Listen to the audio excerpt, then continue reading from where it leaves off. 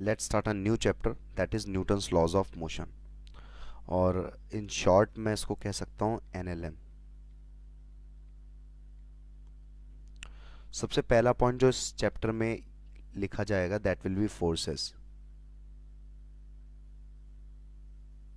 तो यहाँ पे फोर्स की बात करते हैं। सबसे पहले मैं यहाँ पे फोर्स की डेफिनेशन लिख देता हूँ, उसके बाद समझने की कोशिश करेंगे क्या होता है फोर्स। और बहुत ज़्यादा मैं फोर्स की डेफिनेशन पे एम्फेसाइज नहीं करूँगा। आई होप आप सबको फोर्स के बारे में बेसिक नॉलेज तो होगी, बट मैं फिर भी यहाँ पे एक बेसिक डेफिनेशन से स्टार्ट करता हूँ। So what is force? Force is any type of push और पुल which changes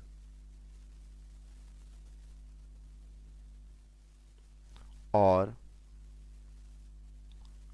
tends to change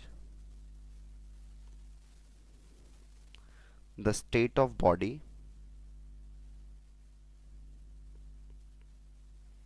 direction of body, or I can say direction of motion of body, or shape of body।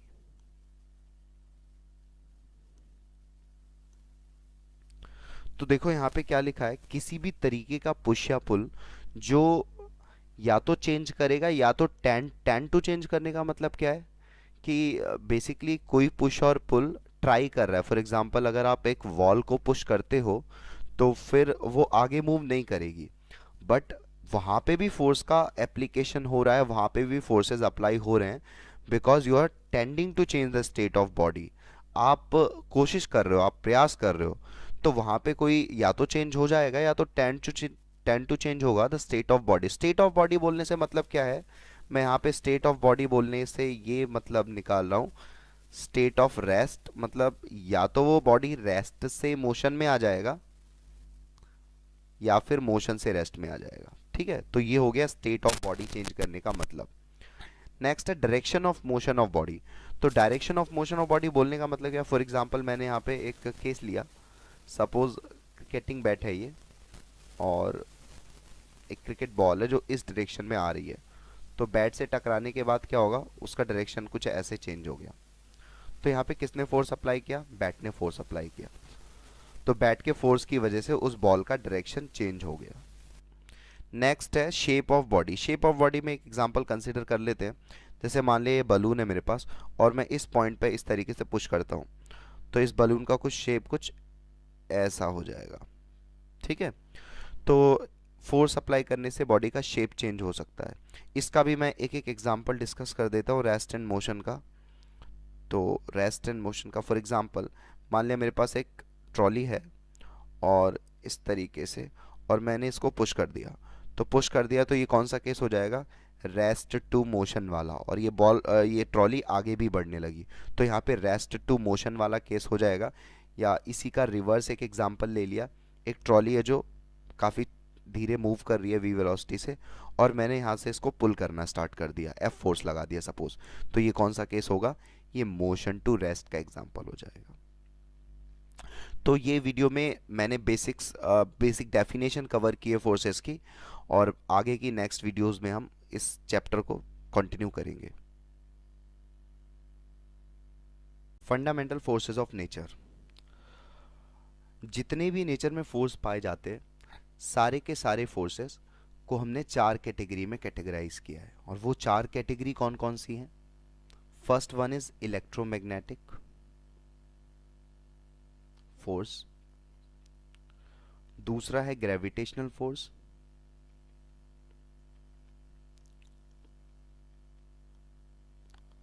तीसरे number पे आता है strong force, और चौथे number पे आएगा weak force. तो जितने भी नेचर में फोर्सेस पाए जाते हैं वो यही चार कैटेगरी में कैटेगराइज हैं। इस चैप्टर में हम दो इलेक्ट्रोमैग्नेटिक फोर्सेस पढ़ेंगे, एक तो होगा टेंशन और एक होगा नॉर्मल फोर्स। तो ये दो फोर्सेस की बात करेंगे इस चैप्टर में। ग्रेविटेशनल फोर्स की बात करेंगे, फोर्स ऑफ ग्रेविटी, जैसे mg से पढ़ेंगे इस चैप्टर में। स्ट्रॉन्ग फोर्सेस और वीक फोर्सेस ये दोनों न्यूक्लियर फिजिक्स में आएंगे, तो ये दोनों न्यूक्लियर फोर्सेस हैं, और बहुत ज़्यादा डिटेल में नहीं जाएंगे इन चार फोर्सेस के बारे में इस चैप्टर में। बात करते हैं लॉन्ग रेंज और शॉर्ट रेंज फोर्सेस की। तो आप पहले समझो लॉन्ग रेंज शॉर्ट रेंज होता क्या है। तो लॉन्ग रेंज फोर्सेस की अगर मैं बात करूं, तो लॉन्ग रेंज फोर्सेस वो फोर्सेस होते हैं, अगर पार्टिकल्स मान लिया बहुत दूर दूर भी हैं तो भी फोर्सेस एप्लीकेबल होंगे, एक सिग्निफिकेंट वैल्यू फोर्स की दिखेगी हमें। ठीक है, तो ऐसे फोर्सेस लॉन्ग रेंज फोर्सेस होंगे। और शॉर्ट रेंज फोर्सेस की अगर मैं बात करूं, on the opposite side short range force क्या होगा। तो शॉर्ट रेंज फोर्सेस ऐसे फोर्सेस होते हैं जो तभी लगते हैं जब पार्टिकल्स बहुत बहुत पास हों। जब पार्टिकल्स एक बहुत पास होंगे दोनों एक दूसरे के, तो ये फोर्सेस एप्लीकेबल होंगे। अगर वो थोड़े भी दूर भी पार्टिकल हो जाएंगे तो ये फोर्स की वैल्यू जीरो हो जाएगी, नेग्लिजिबल फोर्स लगेंगे। तो यहाँ पे अगर चारों कैटेगरी में मैं बात करूँ कौन लॉन्ग रेंज है कौन शॉर्ट रेंज है, तो ये दो हैं, न्यूक्लियर फोर्सेस और ये वाले दो फोर्सेस, ये दो फोर्सेस हैं लॉन्ग रेंज, एल आर। और ये दोनों फोर्सेस हैं S R, short range forces. आगे रिलेटिव स्ट्रेंथ देख लेते हैं इनकी कैसी कैसी है। तो नेक्स्ट टॉपिक होगा relative strength of these forces.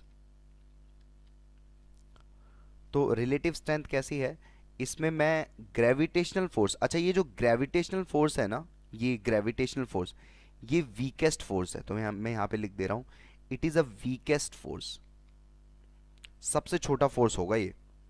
ठीक है, तो जब भी मैं रिलेटिव स्ट्रेंथ नाप रहा हूँ तो मैंने ग्रेविटेशनल फोर्स को एक स्टैंडर्ड मान लिया। ग्रेविटेशनल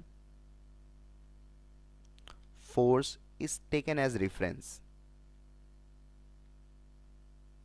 मतलब मैं अब सारे फोर्सेस की स्ट्रेंथ को ग्रेविटेशनल फोर्स की तुलना में बात करूंगा।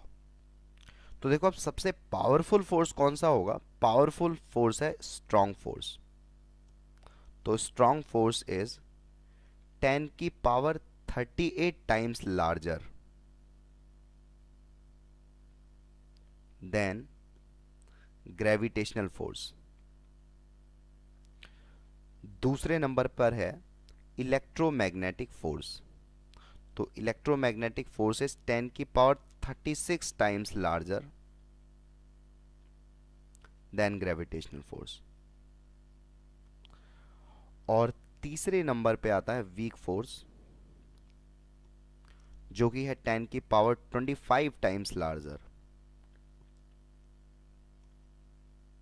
Then gravitational force. ठीक है, तो अगर मैं रिलेटिव स्ट्रेंथ की बात करूंगा तो सबसे जो पीछे आएगा that will be gravitational force, और उसके बाद आएगा वीक फोर्स, और उसके बाद आएगा इलेक्ट्रोमैग्नेटिक फोर्स, और सबसे स्ट्रॉन्ग फोर्स होगा स्ट्रॉन्ग फोर्स। तो इस ऑर्डर को आप याद रखेंगे, शायद किसी एग्जाम में ये एक ऑप्शन बेस्ड क्वेश्चन आ जाए।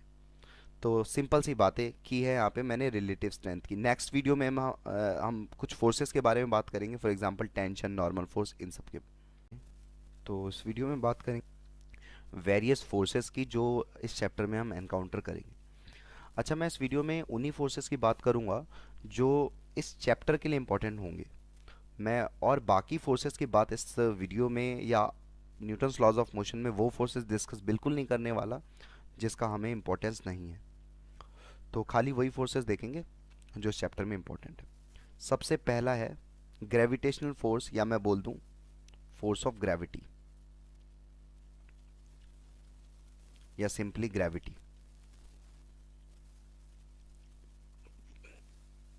ठीक है, तो सबसे पहली बात मेरे लिए क्या है इसमें, it is a universal force, ये लगना ही लगना है। ठीक है, पहली बात तो ये हो गई इसमें। दूसरा पॉइंट हो गया कि किस डायरेक्शन में लगता है, तो डायरेक्शन होगी towards earth. It is applicable towards earth, जो हम इस केस में लेंगे वर्टिकली डाउनवर्ड और वर्टिकली डाउनवर्ड। ठीक है, वैल्यू क्या होगी इसकी, जैसे कोई भी एम मास का ऑब्जेक्ट है तो उस पर एक ग्रेविटी फोर्स लगेगा वर्टिकल डाउनवर्ड डायरेक्शन में, and value will be m into G. तो वैल्यू बराबर, value is equals to mass into G. G is acceleration due to gravity. और near to earth surface, near to earth surface G की approximated value होती है 9.8, या मैं इसको 10 भी ले सकता हूँ मीटर पर सेकेंड स्क्वायर। ये near to earth surface value है। अलग अलग प्लेसेस पे इसकी वैल्यू वेरी करेगी, लेकिन हम अपने प्रॉब्लम्स में अर्थ पे बात करेंगे और बार बार हम जी की वैल्यू या तो 9.8 ले लेंगे या 10 ले लेंगे according to question. Next point है point at which it is applicable on the body is called as center of gravity। ठीक है, अब सेंटर ऑफ ग्रेविटी क्या होता है वो देखो। तो जैसे मान लिया एक रॉड है, इस तरीके से रखी हुई है, ठीक है। तो अब mg जो होगा इसके सेंटर ऑफ ग्रेविटी पे एक्ट करेगा, मतलब इसके सेंटर से पास हो जाएगा इस तरीके से कुछ, यहाँ पे ऐसे ये mg लगेगा। मतलब बोलने का मतलब क्या है कि एक पॉइंट पर फोर्स ऑफ ग्रेविटी काम करेगा और बॉडी के जिस पॉइंट पर वो काम करेगा उसी पॉइंट को हम बोलेंगे centre of gravity. Normal cases में हम उसको बॉडी का सेंटर ट्रीट कर लिया करेंगे अभी के लिए। तो अभी के लिए आप mg को कहाँ पे लगाओगे? बॉडी के सेंटर पे। तो जैसे मान लिया ये स्फेयर है, तो mg कैसे लगाओगे आप? इस तरीके से लगा दोगे। डायरेक्शन तो वर्टिकली डाउनवर्ड ही रहेगा, लेकिन जिस पॉइंट पे आप mg को लगाओगे ना, वो पॉइंट होगा उस बॉडी का सेंटर। ठीक है, मान लिया एक रॉड है, वो इस तरीके से है, तो आप mg किधर लगाओगे? इस पॉइंट से निकाल दोगे इस तरीके से। ठीक है। अच्छा, मैं यहाँ पे एक और पॉइंट डिस्कस कर देता हूँ। जिस पॉइंट पे कोई फोर्स लगता है उसी पॉइंट को बोलते हैं point of application of force. तो ये वाला जो पॉइंट होगा, this is called as point of application of mg। ठीक है, तो यहाँ पे mg फोर्स जिस पॉइंट पर एक्ट कर रहा है बॉडी के, वही उसका पॉइंट ऑफ एप्लीकेशन। तो पॉइंट ऑफ एप्लीकेशन जिस पॉइंट पर फोर्स अप्लाई होता है उसी को सिंपली हम क्या बोलते हैं? पॉइंट ऑफ एप्लीकेशन। आपको ज़रूरत पड़ेगी तो आप लिख लेना इस डेफिनेशन को कि पॉइंट ऑफ एप्लीकेशन क्या होता है। It is the point at which the force is applied. ठीक है, यहाँ पे रॉड है, या मैंने इस तरीके से एक ऑब्जेक्ट ले लिया, सपोज ये बॉक्स है मेरा एम मास का, तो इसके सेंटर से मैं mg को निकालूंगा इस तरीके से वर्टिकली डाउनवर्ड डायरेक्शन। ठीक है, आई होप आपको क्लियर होगा किस पॉइंट पे मैं लगाऊंगा, किस डायरेक्शन में लगाऊंगा और उसकी वैल्यू क्या होगी। तो मेरे हिसाब से ये सारी चीज़ें इंपॉर्टेंट है ग्रेविटेशनल फोर्स। बाकी नेक्स्ट वीडियो में नेक्स्ट फोर्सेस डिस्कस करूंगा। Let's discuss normal force. तो सबसे पहली बात नॉर्मल फोर्स में है कि it is a contact force. अच्छा, कॉन्टैक्ट फोर्स बोलने का मतलब क्या है कि सबसे पहली बात मैं बोल रहा हूँ नॉर्मल फोर्स लगेगा कब, पहले वो समझो। जब मान लो कोई भी दो surface, any two surface are in contact, any two surface are in contact, then one surface will apply a force to other surface in perpendicular direction, in perpendicular direction to the, in perpendicular direction. अच्छा, वो perpendicular direction किसके perpendicular लेना है? Surface के perpendicular. ठीक है, तो अब देखो यहाँ पे क्या है, मैं इसको एक बार वापस से पढ़ देता हूँ। Any two surface are in contact, then one surface will apply a force on another surface in perpendicular direction. ठीक है, तो अब कांटेक्ट फोर्स बोलने से मतलब क्या है? जब दो सरफेसेस कांटेक्ट में रहेंगी तभी नॉर्मल फोर्स लगेगा, अदरवाइज ये नॉर्मल फोर्स नहीं लगेगा। तो कांटेक्ट फोर्सेस वो फोर्सेस होते हैं जब बॉडी कांटेक्ट में आती है तब ये फोर्सेस एप्लीकेबल होते हैं। ठीक है, आगे हम बात करेंगे कांटेक्ट फोर्स और नॉन कांटेक्ट फोर्स की। नॉन कांटेक्ट फोर्स क्या होंगे? जब बॉडी कांटेक्ट में ना रहे तब भी वो लग जाए। फॉर एग्जाम्पल, एक बॉडी यहाँ पे m मास की बॉडी है और अगर मैं बात करूं ग्रेविटी, तो यहाँ पे ग्रेविटी लगेगा, बिल्कुल लगेगा, यहाँ पे भी लगेगा। तो यहाँ पे अगर ये बॉडी m मास की जो बॉडी है वो अर्थ के कांटेक्ट में ना आए, इंस्टीड ऑफ दैट ग्रेविटी लगेगा। इसका मतलब ग्रेविटी कैसा फोर्स है? Non contact force. तो मैंने यहाँ पे थोड़ा सा डिस्कशन कर दिया है कांटेक्ट फोर्स और नॉन कांटेक्ट फोर्स का। तो आई होप आपको समझ में आ गया होगा यहाँ पे कांटेक्ट फोर्स और नॉन कांटेक्ट फोर्स के बारे में। तो हम यहाँ पे नॉर्मल फोर्स की बात कर रहे हैं। तो normal force is a type of contact force, और कब लगता है? जब दो सरफेस कांटेक्ट में होंगी, तो एक सरफेस दूसरी सरफेस के ऊपर एक फोर्स लगाएगा। कौन से डायरेक्शन में? परपेंडिकुलर डायरेक्शन में। तो दूसरी बात हो गया, two surfaces must be in contact,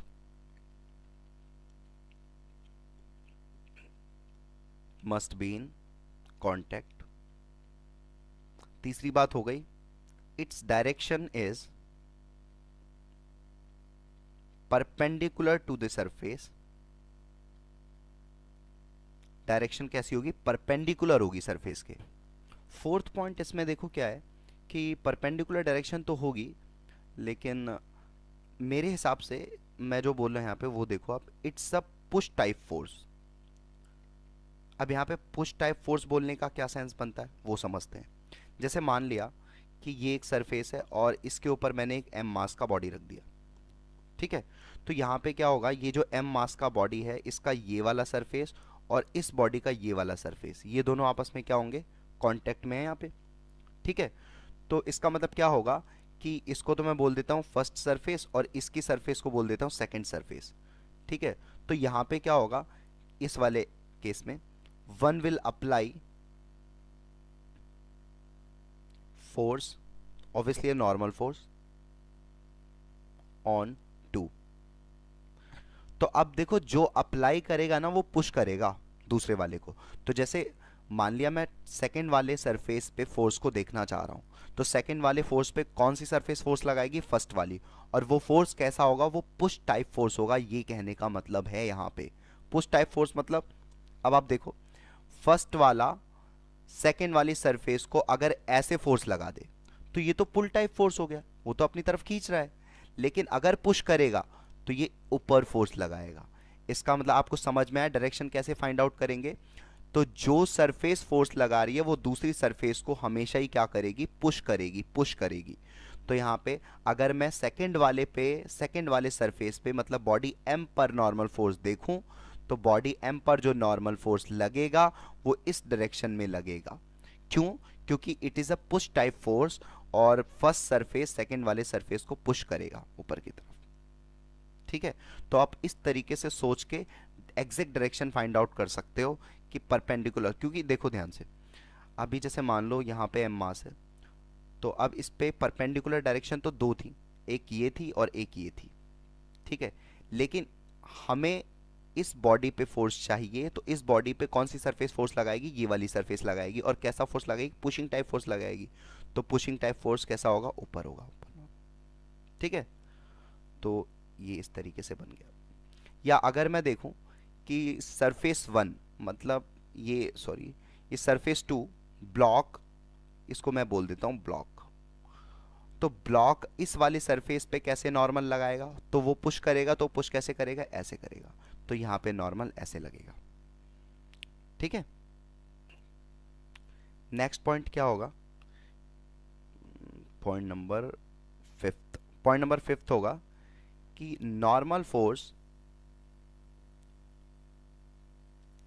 will be same and opposite in direction between two surface। ये पॉइंट बोलने का क्या मतलब हुआ कि दो सरफेस के बीच में normal force will be same. बोलने का मतलब हुआ कि ये वाली सरफेस इस ब्लॉक पे नॉर्मल अगर एन लगा रही है, तो ब्लॉक भी सरफेस पे, ब्लॉक इस सरफेस पे नॉर्मल एन ही लगाएगा, बट ऑपोजिट डायरेक्शन में। तो यहां से ये वाला पॉइंट हो गया, ठीक है। इसके कुछ एग्जांपल्स करके देख लेते हैं जहां से ज़्यादा क्लैरिटी मिलेगी। जैसे मान लो पहला मैंने सिंपल सा एग्जांपल फिर से इसको लिख लिया। तो यहाँ पे ब्लॉक पर नॉर्मल ऊपर लगेगा और इस वाली सरफेस पे नॉर्मल नीचे लगेगा। आप सोच लेना पुश टाइप फोर्स कैसे लगेगा, डायरेक्शन आपको एग्जैक्टली फाइंड होगी। तो हो गया पहला केस। दूसरा हमने लिया कि इस तरीके से एक रॉड ले ली हमने, ठीक है।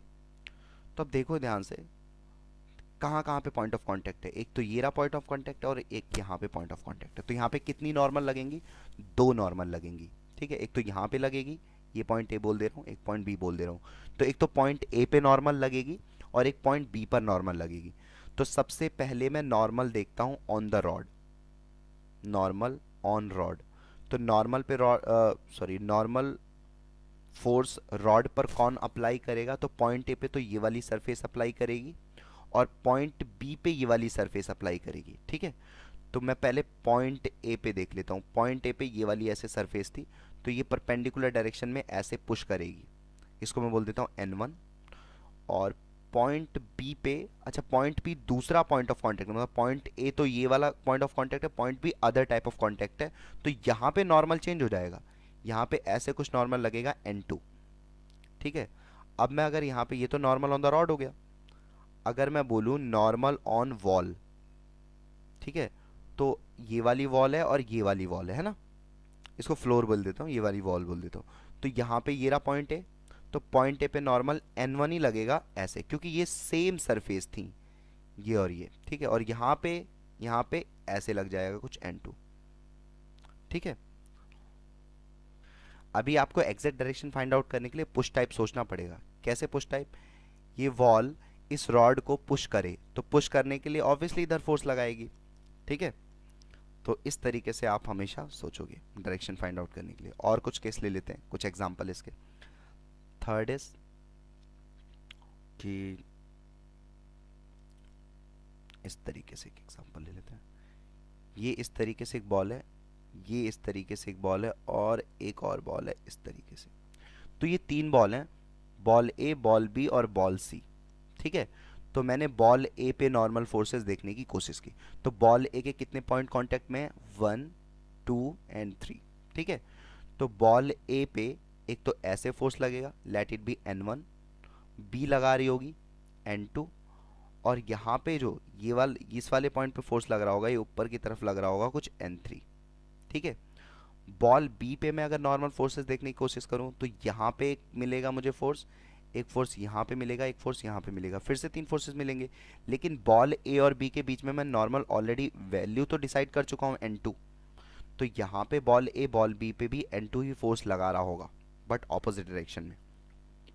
ठीक है, इसको मैंने बोल दिया कुछ N4। ठीक है, और ये वाला पॉइंट बोल दिया कुछ N5। तो ये इस पे इस तरीके से नॉर्मल लगेगा। और अगर मैं बॉल सी के लिए बात करूं, तो बॉल सी पे फिर बी और सी के बीच में, बी और सी के बीच में मैंने N4 नॉर्मल डिसाइड किया हुआ है, यहाँ से आप देख सकते हो। और इसके और इसके बीच में मैंने एक नॉर्मल, अदर नॉर्मल डिसाइड कर लिया N5, sorry N5 already decide किया हुआ है, तो इट विल बी N6। ठीक है, और एक इस पॉइंट पे नॉर्मल लगेगा, लेट इट बी N7। ठीक है, तो इस तरीके से बॉल सी पर नॉर्मल लगेगा। अगर मैं इस कंटेनर पे नॉर्मल देखने की कोशिश करूं, तो कंटेनर पे नॉर्मल एक इस पॉइंट पे लगेगा, एक इस पॉइंट पे लगेगा, इस पॉइंट पे, इस पॉइंट पे, इस पॉइंट पे। तो टोटल चार नॉर्मल नॉर्मल लगेंगे कंटेनर पर। ठीक है, तो ये वाला नॉर्मल आप खुद सोचो, ये कितना होना चाहिए, इधर होना चाहिए N1। आप यहाँ पे देख लेना इस वाले पिक्चर को, N1 हमने ऑलरेडी डिसाइड किया हुआ है। फिर इस वाले पॉइंट की अगर मैं बात करूँ, इस वाले पॉइंट पे लगेगा N6। ठीक है, डायरेक्शन निकालने के लिए पुश टाइप सोचो हमेशा। इस पॉइंट पे क्या लगेगा, इस पॉइंट पे जो नॉर्मल लगेगा वो लगेगा N3 नीचे के साइड, इस पे लगेगा N5 और इस पे लगेगा N7। ठीक है, तो मुझे लगता है इतने एग्जांपल्स, बेसिक एग्जांपल्स काफ़ी हैं क्लियर करने के लिए नॉर्मल। बाकी आप बार बार इन्हीं एग्जांपल्स पर प्रैक्टिस करो, तो आपका ब्रेन यूज टू हो जाएगा डायरेक्शन फाइंड आउट करने के लिए नॉर्मल की। बाकी स्टार्टिंग में आप पुश टाइप सोचो, बट आफ्टर थोड़ी बहुत प्रैक्टिस करने के बाद ही आप यूज टू हो चुके होगे नॉर्मल की डायरेक्शन एग्जैक्टली फाइंड आउट करने के लिए। ठीक है, अच्छा एक और एग्जांपल मैं डिस्कस कर देता हूँ नॉर्मल पे। जैसे मान लो मैंने एक ऐसे रॉड ले लिया, एक ये वाला मैंने केस डिस्कस किया हुआ है, तो इस वाले पॉइंट और इस वाले पॉइंट पे नॉर्मल का डायरेक्शन फाइंड आउट किया था हमने। अब यहाँ पे ये है पॉइंट ए और ये है पॉइंट बी, तो पॉइंट बी में तो कोई अंतर नहीं आया, तो पॉइंट बी में रॉड के ऊपर नॉर्मल कैसे लगेगा, रॉड के ऊपर तो नॉर्मल बस ऐसे ही सेम इसी डायरेक्शन में आ जाएगा, ये मैंने एन बी बोल दिया। ठीक है, लेकिन पॉइंट ए पे अब की नॉर्मल इस डायरेक्शन में नहीं लगेगा। क्यों नहीं लगेगा? क्योंकि ये एग्जैक्टली इस पॉइंट के परपेंडिकुलर नहीं बनेगा ये, ठीक है। तो इस पॉइंट पे नॉर्मल लगेगा ऐसे, Na। तो इस वाले केस को भी आप याद रखना, दिस इज वेरी इंपॉर्टेंट। इस वीडियो में बात करेंगे टेंशन फोर्स पे। तो सबसे पहला पॉइंट होगा टेंशन फोर्स पे कि जब भी प्रॉब्लम में कहीं स्ट्रिंग का इन्वॉल्वमेंट हो गया तो वहाँ पे ये फोर्स एप्लीकेबल होगा, ठीक है। तो यहाँ पे पहला पॉइंट हो गया applicable when there is string और रोप इन द प्रॉब्लम, ठीक है। तो सबसे पहली बात तो ये हो गई कि जब भी स्ट्रिंग या रोप का इन्वॉल्वमेंट होगा तो यहाँ पे मैं एक स्पेशल टाइप ऑफ फोर्स लूंगा, that will be tension force. अच्छा, ये भी इलेक्ट्रोमैग्नेटिक फोर्स है, इलेक्ट्रोमैग्नेटिक फोर्स है और कांटेक्ट फोर्स भी है, क्योंकि जब स्ट्रिंग कांटेक्ट में होगी तभी ये फोर्स एप्लीकेबल होगा। थर्ड पॉइंट है कि it is a pulling type force, it is a pulling type force, ठीक है। समझते हैं वो पुलिंग टाइप फोर्स क्या है। जैसे मान लिया कि बहुत सिंपल सा एग्जांपल ले रहा हूँ, ये ऐसे स्ट्रिंग है, ठीक है, और इससे मैंने एक ब्लॉक एम को टाई कर रखा है, बांध रखा है, ठीक है। तो अगर मुझसे पूछा जाए कि ब्लॉक एम पर कितना टेंशन लग रहा है, क्योंकि यहाँ पे टेंशन लगेगा, ये स्ट्रिंग है और स्ट्रिंग से ब्लॉक एम टाइड है, तो इस केस में string will apply tension force. मैं लिख देता हूँ यहाँ पे, string will apply tension force on block, ठीक है। तो स्ट्रिंग टेंशन फोर्स लगाएगी ब्लॉक पर, किधर? अब देखो, इस डायरेक्शन में लगाए तो पुश करना हो गया और इस डायरेक्शन में लगाए तो पुल करना हो गया। तो ब्लॉक एम पर टेंशन कैसे लगेगा? It is a pulling type force. तो ब्लॉक एम को अगर खींचना है तो आप ऊपर ही खींचोगे इस तरीके से, ठीक है। इस पॉइंट पे, इस पॉइंट से अगर आपको खींचना है तो आप इसी डायरेक्शन में खींचोगे। ये वाला डायरेक्शन तो पुश का होगा, हो जाएगा, तो पुल का। तो यहाँ पे ब्लॉक एम पर जो टेंशन लगेगा वो टी इस डायरेक्शन में लगेगा, ठीक है। अगर मैं स्ट्रिंग पे बात करूं, ये जो स्ट्रिंग थी, यहाँ पे ब्लॉक कैसे टेंशन लगा रहा है, तो ऑपोजिटली वो ऐसे लगा देगा, ये भी पुलिंग फोर्स होगा, ठीक है। तो यहाँ पे आपको ये बात समझ में आ गई। अच्छा, ये दोनों सेम टेंशन होंगे, ठीक है, टेंशन, ठीक। इसके कुछ और एक एग्जांपल्स कंसीडर करते हैं यहाँ पे। जैसे मान लिया मैंने नेक्स्ट एग्जांपल लिया इस तरीके से,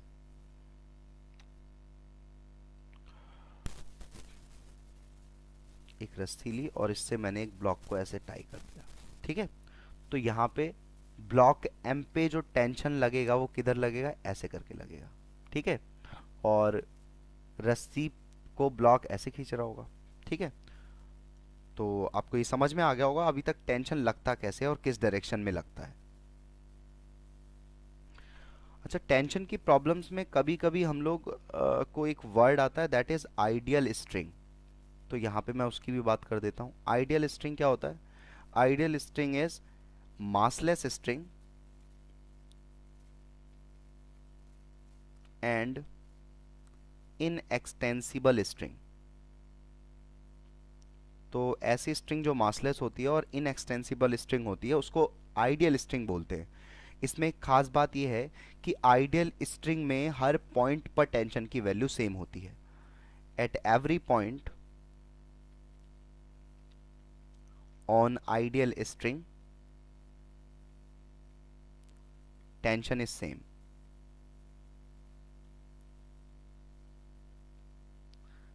इस पॉइंट का क्या मतलब है वो समझते हैं। जैसे मान लिया कि मैंने ऐसे एक एम मास को टाई कर दिया, ठीक है। तो अब आप समझो क्या कि देखो, जितना टेंशन इस पॉइंट पे लग रहा होगा, अगर मान लिया इस पॉइंट पे टेंशन टी लग रहा है तो इस पॉइंट पे भी टेंशन टी ही होगा, इस पॉइंट पे भी टेंशन टी ही होगा, हर पॉइंट पे यहाँ पे भी टेंशन टी होगा।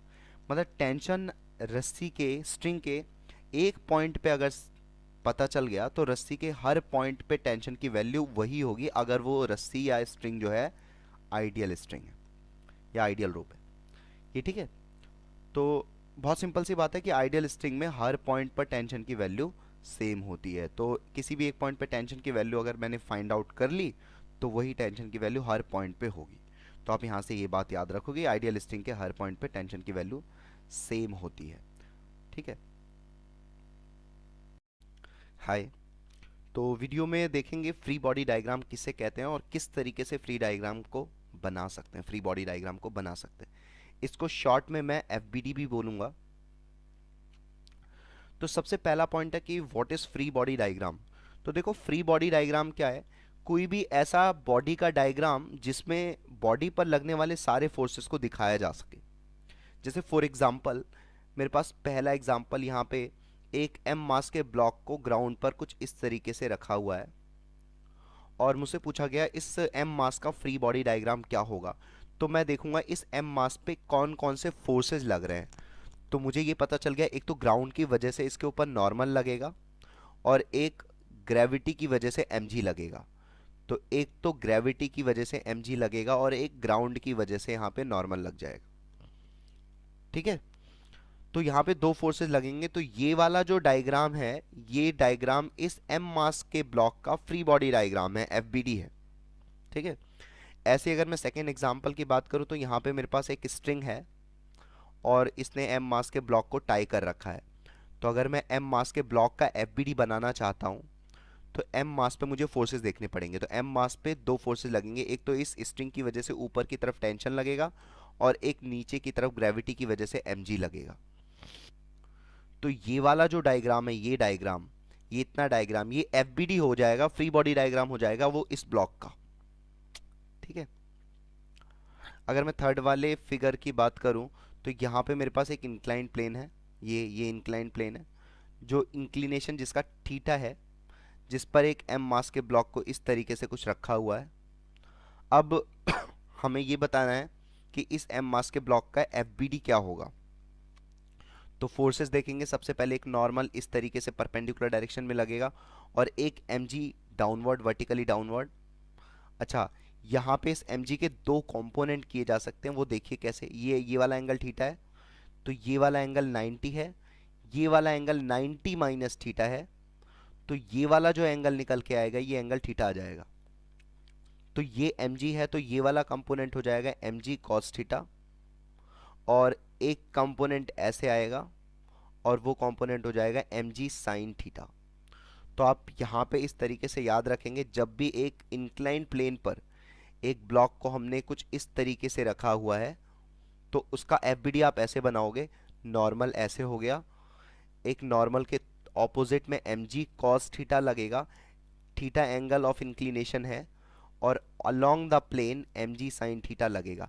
मतलब mg के हमने दो कंपोनेंट कर लिए, एक तो perpendicular to the plane, perpendicular the plane component कितना है mg cos थीटा, और एक अलोंग द प्लेन कंपोनेंट कितना है mg sin थीटा।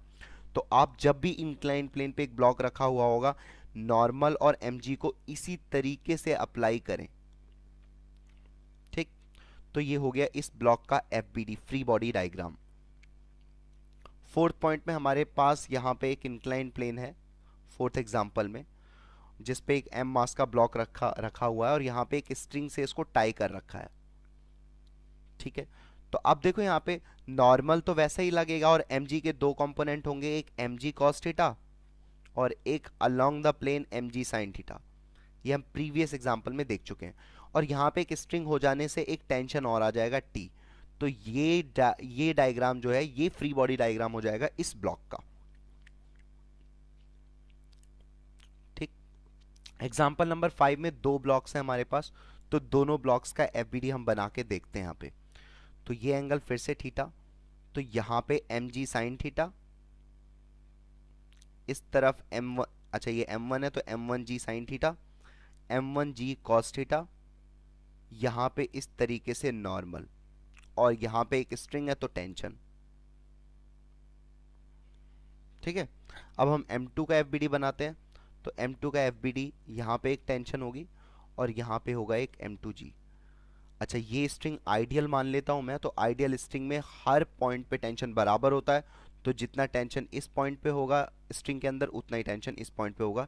इसलिए मैंने टेंशन की वैल्यू इक्वल लिखी हुई है यहाँ पे। ये ठीक है। तो ये हो गया fifth example free body diagram के ऊपर। Next example, example number 6। तो आप फिगर देखो, यहाँ पे फिर से दो ब्लॉक है हमारे पास M1 M2। तो यहाँ पे फिर से दोनों का FBD हम सेपरेटली बनाएंगे। तो M1 पे लगने वाले फोर्सेस क्या है? रस्सी की वजह से यहाँ पे टेंशन, एक ग्रेविटी की वजह से M1G, एक यहाँ पे इस वाले सरफेस की वजह से नॉर्मल। ठीक है, तो ये तीन फोर्सेस लगेंगे M1 पर। तो M1 का FBD में ये तीन फोर्सेस को आप रिप्रेजेंट करोगे। फिर अगर मैं M2 को देखूं तो M2 के ऊपर एक नीचे M2G और एक ऊपर टेंशन, और ये टेंशन T ही होगी क्योंकि आइडियल स्ट्रिंग है, और आइडियल स्ट्रिंग में हर पॉइंट पे टेंशन की वैल्यू सेम होती है। नेक्स्ट एग्जांपल नंबर 7, जिसमें दो ब्लॉक इस तरीके से रखे गए हैं सरफेस पर। तो अब यहाँ पे मुझे अगर M1 का FBD बनाना है तो देखो मैं M1 पे लगने वाले फोर्सेस देखूंगा। एक तो नीचे लगेगा M1G, एक ऊपर ग्राउंड की वजह से नॉर्मल, इसको मैं N1 बोल देता हूँ।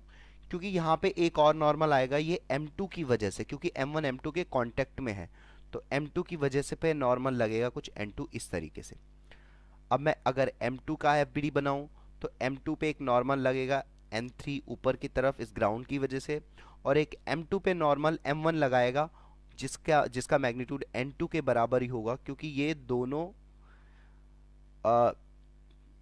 नॉर्मल आपस में लग रहे हैं, एक दूसरे पे लगाए जा रहे हैं। ठीक है, और यहाँ पे एक M2G नीचे की तरफ लगेगा। तो ये M1 का FBD हो गया और ये वाला FBD M2 का हो गया। एग्जाम्पल नंबर 8 में एक M मास की रॉड है जो इस तरीके से वॉल्स पर रखी हुई है। एक वर्टिकल वॉल्स है, एक हॉरिजेंटल वॉल्स है, उसके अगेंस्ट ये लीन कर रहा है ये रॉड। तो मुझे इस रॉड का FBD बनाना है। तो यहाँ पे जो M मास की रॉड है, एक तो सेंटर से ग्रेविटी लगेगा mg, दो नॉर्मल इसके ऊपर लगेंगे, एक N1 और एक यहाँ पे N2। इसके अलावा कोई फोर्सेस नहीं लगेंगे। तो इस रॉड का FBD कुछ इस तरीके से देखेगा अगर मैं फ्री बॉडी डायग्राम अलग से शो करूं। N1 ये, N2 ये, और सेंटर से पास होगा mg क्योंकि इसका मास है m। तो ये हो गया इस रॉड का FBD। तो हमने यहाँ पे कुछ 8 एग्जांपल्स यहाँ पे डिस्कस किए हैं फ्री बॉडी डायग्राम के बनाने के बारे में, जिसे आप रेगुलरली प्रैक्टिस करते रहिए और भी कई सारे एग्जांपल्स देखिए फ्री बॉडी डायग्राम बनाते कैसे हैं। तो बस आपको फ्री बॉडी डायग्राम जिस भी बॉडी का बनाना है उस पे लगने वाले सारे फोर्सेस को आप देख लीजिए। सारे फोर्सेस अगर आपको मिल जाएंगे, उन फोर्सेस को प्रॉपर डायरेक्शन में, जिस डायरेक्शन में लग रहे हैं उस डायरेक्शन में प्लॉट करिए, जिस पॉइंट पे लग रहे हैं उस पॉइंट से पास करिए। जैसे for example mg normally centre से पास होगा बॉडी के, तो उसको सेंटर से आप पास कराइए, नॉर्मल परपेंडिकुलर डायरेक्शन में लगेगा। फिर टेंशन के वीडियोस में मैंने बताया टेंशन किस तरीके से लगेगा। तो अगर उनका प्रॉपर डायरेक्शन किस पॉइंट पे एप्लीकेबल है ये, और कौन कौन से फोर्सेस लग रहे हैं, सारे फोर्सेस अगर आप दिखा पा रहे हो एक डायग्राम के अंदर, that diagram is called as free body diagram. तो इसके डेफिनेशन पे बहुत ज़्यादा फोकस नहीं करेंगे, लिखेंगे भी नहीं डेफिनेशन क्या होती है, क्योंकि फ्री बॉडी डायग्राम में सिर्फ आप डायग्राम के थ्रू समझने की कोशिश करिए। डायग्राम बनाइए, डायग्राम में सारे फोर्सेस दिखाइए, प्रॉपरली उनकी डायरेक्शन को शो करिए, इतना ही इंपॉर्टेंट है फ्री बॉडी डायग्राम के लिए। हाय, तो इस वीडियो में देखेंगे किस तरीके से हम किसी बॉडी पे टोटल फोर्सेस फाइंड आउट कर सकते हैं। तो सबसे पहला पॉइंट है, किसी बॉडी पे अगर आपको टोटल फोर्स फाइंड आउट करना है तो इंडिविजुअल फोर्सेस का वेक्टर सम करना पड़ेगा। तो यहाँ पे मैं लिख देता हूँ ये चीज़, total force is equals to vector sum of individual forces on the body. देखते हैं, अच्छा इसी प्रिंसिपल को बोलते हैं सुपरपोजिशन प्रिंसिपल। सुपरपोजिशन प्रिंसिपल देखो क्या है, मान लिया फॉर एग्जांपल ये हमारे पास एक बॉडी है, तो यहाँ पे इस तरीके से तो F1 फोर्स लग रहा है। सबसे पहले मैं फ्री बॉडी डायग्राम बनाऊंगा, तो फ्री बॉडी डायग्राम में सारे फोर्सेस जितने भी लग रहे हैं बॉडी के ऊपर वो मुझे मिल जाएंगे। तो मान लिया मैंने फ्री बॉडी डायग्राम बनाया इस बॉडी का कुछ इस तरीके से। तो यहाँ पे मेरे पास 4 फोर्सेज आ गए, F1 F2 F3 F4। तो अगर मैं यहाँ पे नेट फोर्स की बात करूँ, मतलब टोटल फोर्स की बात करूँ, तो वो वेक्टर सम होगा प्रत्येक फोर्सेस का, F1 vector plus F2 vector plus F3 vector plus F4 vector. ठीक है, तो यहाँ पे ये मुझे नेट फोर्स मिल जाएगा। तो जब भी नेट फोर्स बॉडी पे निकालना होगा, टोटल फोर्स निकालना होगा, तो जितने भी इंडिविजुअल फोर्सेस लग रहे हैं उनका वेक्टर सम लेना पड़ेगा।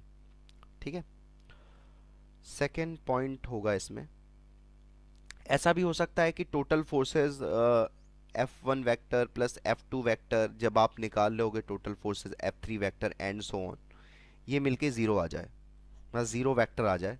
तो इसका मतलब क्या होगा, all these forces are called as balanced forces। मतलब क्या होंगे, ये F1 vector plus F2 vector plus F3 vector, ये सबका रिजल्टेंट जो है वो अगर ज़ीरो मिल गया मुझे, तो इन सब फोर्सेस को मैं क्या बोलूँगा, बैलेंस फोर्सेस। और अगर ज़ीरो नहीं आता है, मतलब in that case if it is not equals to zero, तो इस केस में these forces will be called as non balanced forces. These forces are called as non balanced forces. ठीक है, तो ये हो गया हमारा सेकेंड पॉइंट इस पे।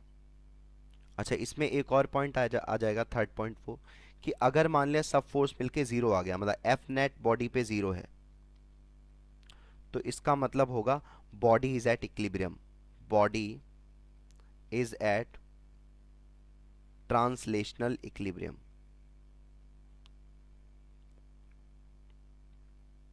ठीक है, तो बॉडी को हम उस समय ट्रांसलेशनल इक्विलिब्रियम में बात करेंगे। सिंपली इस चैप्टर में बार बार इक्विलिब्रियम बोला जाएगा, आगे चल के हम समझेंगे क्या होता है ट्रांसलेशनल इक्विलिब्रियम। अभी के लिए समझो कि अगर बॉडी पे नेट फोर्स जीरो आ गया, टोटल फोर्स जीरो आ गया, तो बॉडी किस पे पड़ी है, इक्विलिब्रियम पे पड़ी है। बात समझे? तो उल्टा भी बोल सकते हैं इसका, मतलब रिवर्स क्या बोल रहा हूँ मैं फोर्थ पॉइंट में, if body is at equilibrium, मान लिया बॉडी इक्विलिब्रियम पे है, तो इसका मतलब क्या हो जाएगा, नेट फोर्स जीरो है। अच्छा, यहाँ पे जो मैं इक्विलिब्रियम की बात कर रहा हूँ वो अभी भी ट्रांसलेशनल इक्विलिब्रियम ही है, तो यहाँ पे मैं उल्टा बोल रहा हूँ F net equals to zero. ये ठीक है, तो ये फोर्थ पॉइंट है। फिफ्थ पॉइंट में एक एग्जाम्पल करके देखते हैं। मान लिया इस तरीके से, यहाँ पे एक एग्जाम्पल देखते हैं। जैसे मान लो कि एक सेकेंड, यहाँ पे मैंने एक इंक्लाइन प्लेन ले लिया।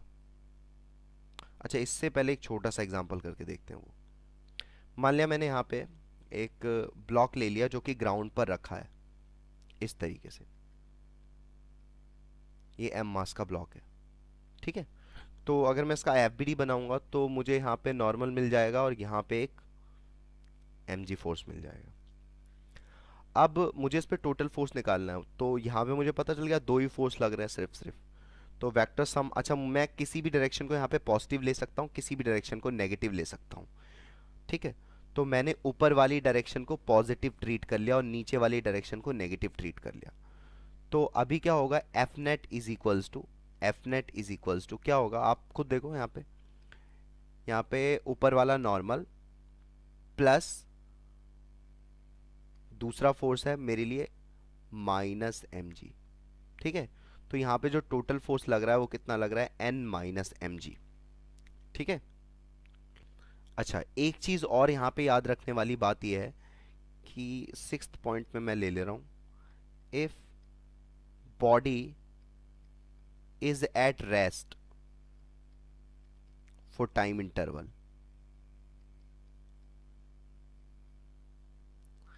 मतलब बॉडी अगर किसी टाइम इंटरवल के लिए रेस्ट पे है, बॉडी किसी टाइम इंटरवल के लिए अगर रेस्ट पे है, तो इसका मतलब होगा एफ नेट जो बॉडी पर होगा वो क्या होगा, जीरो। तो यहां पे बॉडी तो रेस्ट पे ही पड़ी है। ठीक है, तो यहाँ पे एफ नेट को अगर मैं जीरो कर दूंगा तो मेरे पास यहाँ से एक रिलेशन आ जाएगा, N is equals to M G. तो नॉर्मल किसके बराबर हो जाएगा, एम जी के बराबर। तो इस पॉइंट को आप ध्यान से देखना, if body is at rest for the time interval. अच्छा, मैंने यहाँ पे टाइम इंटरवल क्यों बोला है, टाइम इंटरवल इसलिए बोला कि एक पर्टिकुलर इंस्टेंट पे तो बॉडी रेस्ट पे हो सकती है, मतलब एक पर्टिकुलर टाइम पे, एक इंस्टेंट ऑफ टाइम पे तो बॉडी रेस्ट पे हो सकती है, लेकिन उस पे उस समय एफ नेट जीरो नहीं होगा। जैसे फॉर एग्जांपल मैं आपको एक एग्जांपल के थ्रू इस पॉइंट को क्लियर करता हूँ। जैसे मैंने एक बॉल एम मास की है, उसको ऊपर थ्रो किया, ठीक है, तो हाईएस्ट पॉइंट पे जाके वो क्या आ जाएगी, रेस्ट पे आ जाएगी। लेकिन क्या उसके ऊपर कोई फोर्स नहीं लग रहा है? बिल्कुल लग रहा है, एमजी लग रहा है उस समय भी। तो एक पर्टिकुलर टाइम पे बॉडी रेस्ट पे आ सकती है और उस पर नेट फोर्स जीरो नहीं होगा उस वक्त। लेकिन अगर बॉडी टाइम इंटरवल के लिए, पर्टिकुलर टाइम इंटरवल के लिए बॉडी रेस्ट पर है, तो वहां पर उस पर नेट फोर्स की वैल्यू जीरो होगी। तो यहाँ पे इस वाले एग्जांपल में एक पर्टिकुलर टाइम इंटरवल के लिए ये हमेशा ही रेस्ट पे पड़ा हुआ है, तो इसका मतलब नॉर्मल और mg की वैल्यू इक्वल होगी, एफ नेट की वैल्यू जीरो होगी यहाँ पे। तो ऐसे कुछ और एग्जांपल लेके देखते हैं, ठीक है। तो पॉइंट नंबर 6 को याद रखें, रखना आप। नेक्स्ट एग्जांपल ये है कि एक स्ट्रिंग से मैंने एक ब्लॉक को इस तरीके से ये लटकाया है एम मास का। तो अगर मैं एम मास के ब्लॉक की एफबीडी बनाऊंगा तो टेंशन ऊपर, नीचे mg। सिंस ये रेस्ट पे है तो ऊपर वाले डायरेक्शन में पॉजिटिव, तो टोटल फोर्स अगर मैं बात करूं एफ नेट, तो F net is equals to होगा टी माइनस एम जी, और ये जीरो होना चाहिए। तो यहां से एक रिलेशन आ गया, T is equals to M G, ठीक है।